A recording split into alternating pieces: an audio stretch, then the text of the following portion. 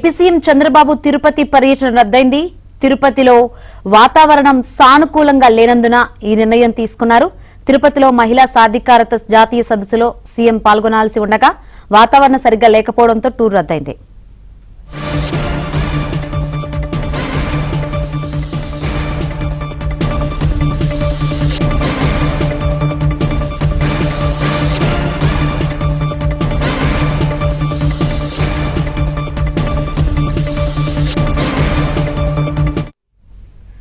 Right, CM Chandrababu Tirupati పర్యటన రద్దయింది. వాతావరణం సానుకూలంగా ఉండకపోవడంతో ఈ పర్యటన రద్దయిందని తెలుస్తోంది. అయితే తిరుపతిలో మహిళా సాధికారత జాతీయ సదస్సులో సీఎం చంద్రబాబు పాల్గొనాల్సి ఉండగా వాతావరణం సరిగా లేకపోవడంతో టూర్ రద్దయింది.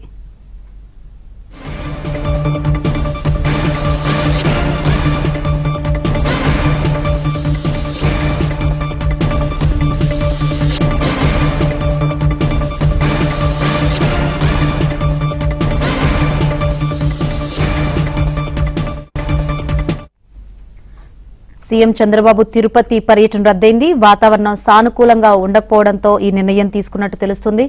ప్రస్తుతం అక్కడ సిచ్యువేషన్ తెలుసుకుందాం. మరిన్ని వివరాలు అందించేందుకు మా ప్రతినిధి దినేష్ సిద్ధంగా ఉన్నారు. దినేష్, శంకరి, మొత్తం మీద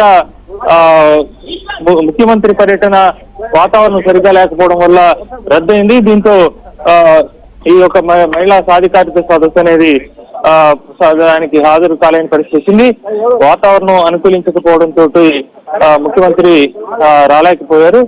యాక్చువల్ గా చెప్తే ఈ రోజు రేపు 2 రోజులు కూడా ఈ మహిళా సాధికారిత సదస్సు తిరుపతిలో చాలా ఘనంగా జరుగుతోంది. దేశంలోనే మొట్టమొదటిసారి ఈ యొక్క సదస్సు జరుగుతోంది. మహిళలు అంటే దేశంలో సగభాగం ఉన్నటువంటి మహిళల యొక్క ప్రగతి వస్తేనే వికసిత భారత్ సాధ్యమనేటువంటి కాన్సెప్ట్ తో ఈ యొక్క సదస్సును నిర్వహిస్తున్నారు.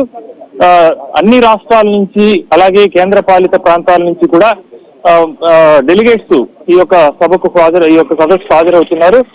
లేటెస్ట్ గా వస్తున్నటువంటి సాంకేతిక పరిజ్ఞానం కావచ్చు,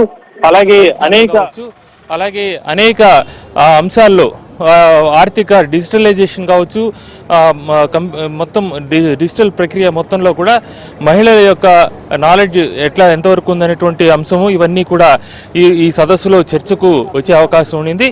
ముఖ్యంగా మన ఏపీ రాష్ట్రానికి సంబంధించి మహిళా సాధికారికత అనేది ఎన్టీఆర్ ముఖ్యమంత్రిగా ఉన్నప్పుడు వాళ్ళకి ఆస్తిలో వాటా ఇవ్వడం, ఆస్తిలో హక్కు ఇవ్వడం అనేది దేశంలో ఏ రాష్ట్రంలో కూడా జరగనటువంటి అంశం. అంత ముఖ్యమైనటువంటి అంశం కొన్ని సంవత్సరాల క్రితమే, 40 సంవత్సరాల క్రితమే ఎన్టీఆర్ ఈ రాష్ట్రంలో ప్రవేశపెట్టారు. ఇప్పటికీ కూడా దేశంలో అనేక రాష్ట్రాల్లో ఈ అంశం కనీసం ప్రస్తావనకు లేదు, చట్ట రూపం దాల్చలేదు. ఈ నేపథ్యంలో చంద్రబాబు ఈరోజు ఇక్కడికి వచ్చింటే ఆ అంశాన్ని ఆయన లేవనెత్తారు. మహిళలు దేశవ్యాప్తంగా కూడా వాళ్ళ కుటుంబానికి సంబంధించినటువంటి ఆస్తిలో వాళ్ళకు కూడా వాటా ఉండాల్సిన అవసరం ఎంతగా ఈ రాష్ట్రంలో అభివృద్ధికి దోహదపడింది అనే అంశాన్ని కూడా ఆయన చర్చించే అవకాశం ఉండేది. దానివల్ల దేశవ్యాప్తంగా ఉన్న మహిళలకు కూడా ఎంతో మేలు జరిగి ఉండేటువంటి అంశం ఉంది.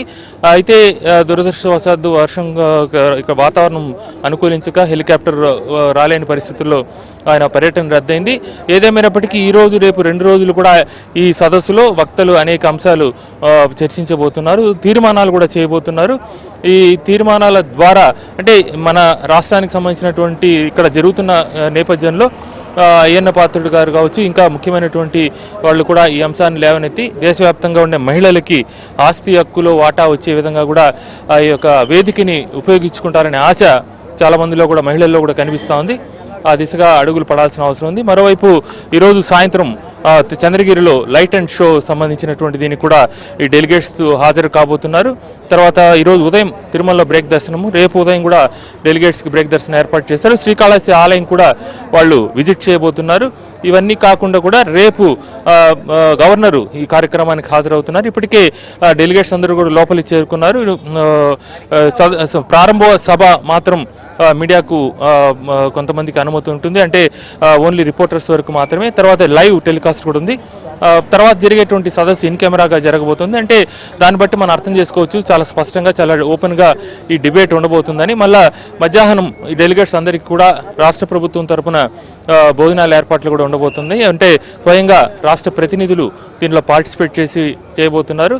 మరొక కీలకమైనటువంటి అంశం ఏమంటే వీరికి సంబంధించి డెలిగేట్స్ దేశవ్యాప్తంగా వచ్చినటువంటి డెలిగేట్స్ కి ఎక్కడ ఎలాంటి చిన్న ఇబ్బంది కూడా కలగకుండా ఈవెన్ వాళ్ళు ప్రయాణించే డ్రైవర్లకు కూడా శిక్షణ ఇచ్చారంటే ఎంతగా ఈ యొక్క అంశం పట్ల ఈ యొక్క కార్యక్రమం పట్ల రాష్ట్ర ప్రభుత్వం శ్రద్ధ వహించిందని మనం అర్థం చేసుకోవచ్చు. అదే తీరులో ప్రతి అంశంలో కూడా చాలా జాగ్రత్తలు తీసుకుని ఈ యొక్క కార్యక్రమాన్ని నిర్వహిస్తున్నారు. మనం ఇప్పుడు ఈ కన్వెన్షన్ సెంటర్ దగ్గరే ఉన్నాం. ఈ రాహుల్ కన్వెన్షన్ సెంటర్ దగ్గరనే ఈ యొక్క కార్యక్రమం జరుగుతోంది. పూర్తి స్థాయిలో బందోబస్తు కూడా ఏర్పాటు చేసినటువంటి పరిస్థితి కనిపిస్తోంది. ఎక్కడ కూడా ఎలాంటి అవాంఛనీయ సంఘటనలు జరగకుండా పూర్తి స్థాయిలో భద్రతను ఏర్పాటు చేశారు. డెలిగేట్స్ మాత్రమే లోపలికి వెళ్తున్నారు. మిగతా ఎవరు కూడా లోపలికి వెళ్ళడానికి వీల్లేదు. పూర్తిగా ఈ ఏరియా మొత్తం కూడా పోలీస్ సర్వేలెన్స్లోకి వచ్చింది. మొత్తం డ్రోన్లు కావచ్చు, పటిష్టమైన బందోబస్తు కావచ్చు. ఎందుకంటే ముఖ్యమైనటువంటి వాళ్ళందరూ కూడా హాజరవుతున్న నేపథ్యంలో ఈరోజు రేపు కూడా పటిష్టమైనటువంటి భద్రత మధ్య ఈ సదస్సు జరుగుతోంది. అయితే దినేష్, ఇది 2 రోజుల పాటు జరుగుతుందన్నారు. ఇప్పటికే వాతావరణం అనుకూలించకపోవడంతో చంద్రబాబు పర్యటన రద్దయింది. మరి మెయిన్ గా ప్రముఖులు ఎవరెవరు హాజరవుతున్నారంటారు? శంకరి, మొత్తం మీద ఓం బిర్లా మనం చూస్తున్నాం. ఈ యొక్క దీంట్లో ఓం బిర్లా గారు పార్లమెంట్కి సంబంధించినటువంటి స్పీకర్ ఆయన హాజరవుతున్నారు. డిప్యూటీ చైర్మన్ రాజ్యసభ హరివంశ్ ఆయన వస్తున్నారు. అన్నింటికంటే ముఖ్యంగా ఈ యొక్క ఎంపవర్మెంట్ ఉమెన్ పార్లమెంట్ ఆఫ్ ఇండియాకి సంబంధించినటువంటి చైర్పర్సన్ పురంధరేశ్వరి గారు కూడా ఈ కార్యక్రమంలో ఈరోజు ఇప్పుడు పార్టిసిపేట్ చేస్తున్నారు. మన రాష్ట్రం నుంచి అయితే మాత్రం అయ్యన్న పాత్రుడు గారు, అలాగే అనగాని సత్యప్రసాద్ తిరుపతి జిల్లాకు సంబంధించిన ఇన్ఛార్జ్ మినిస్టర్, అలాగే రఘురామకృష్ణంరాజు, అలాగే పయ్యావుల కేశవ్, అలాగే చరితారెడ్డి, గౌరవ్ చరితారెడ్డి, వీళ్ళందరూ కూడా ఈ కార్యక్రమంలో హాజరవుతున్నారు. మొత్తం ఈ యొక్క కార్యక్రమంలో దీంతో పాటు ప్రత్యేకమైనటువంటి ఆదేశంతో రాష్ట్రానికి సంబంధించినటువంటి మహిళా ప్రజాప్రతినిధులందరూ కూడా హాజరవుతున్నారు. మొత్తంగా ఈ కార్యక్రమం పురంధరేశ్వరి గారు కూడా చాలా దగ్గరుండి నిన్నంతా కూడా ఆమె స్వయంగా ఈ కార్యక్రమాలలో ప్రతి ఏర్పాటును కూడా ఆమె కూడా దగ్గరుండి చూస్తున్నారు. ఈ యొక్క సదస్సులో జరగబోయే చర్చ సంబంధించిన అంశాలు, ఎవరు ఏ అంశం పైన మాట్లాడాలి అనేటువంటి అంశం కూడా, అంటే ఒక విషయం చెప్పుకోవాలి, డెలిగేషన్ ఎలా సెలెక్ట్ చేశారనే దాంట్లో కూడా ఇదంతా కూడా పార్లమెంటరీ స్థాయిలో జరిగింది. ఏ అంశం పట్ల ఎవరు నిష్ణాతులో వాళ్ళు మాత్రమే ఈ యొక్క సభకు, ఈ యొక్క సదస్సుకు వచ్చే విధంగా కూడా వాళ్ళందరినీ కూడా సెలెక్ట్ చేసి రావడం జరిగింది. దాన్ని బట్టే దీనికి సంబంధించిన అవుట్పుట్ కూడా అంతే అద్భుతంగా ఉంటుందనేటువంటి భావన మహిళా లోకంలో కనిపిస్తుంది.